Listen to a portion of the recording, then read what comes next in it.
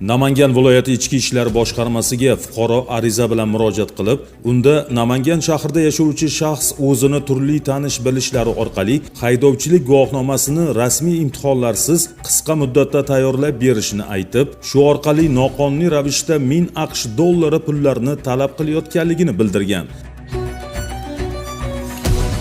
Mazkur murojaat asosida O'zbekiston Respublikasi Ichki ishlar vazirligi Shaxsiy xavfsizlik bosh boshqarmasi Namangan viloyati bo'yicha boshqarmasi tezkor xodimlari hamda Namangan viloyati Ichki ishlar boshqarmasi iqtisodiy jinoyatlarga qarshi kurashish bo'limi xodimlari tomonidan tezkor tadbir o'tkazildi. Ishtirokida murojaatchidan talab qilingan mablag'dan 3 million so'miga kimyoviy ishlov berildi.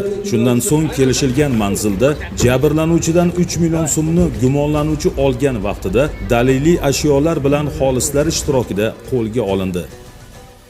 Mazkur holat yuzasidan Namangan viloyati Ichki ishlar boshqarmasi huzuridagi tergov boshqarmasi tomonidan O'zbekiston Respublikasi Jinoyat kodeksining 168-modda 1-qismi va 28 orqali 211-moddan 1-qismi bilan jinoyat ishi qo'zg'atilib, hozirda dastlab tergov harakatlari olib borilmoqda.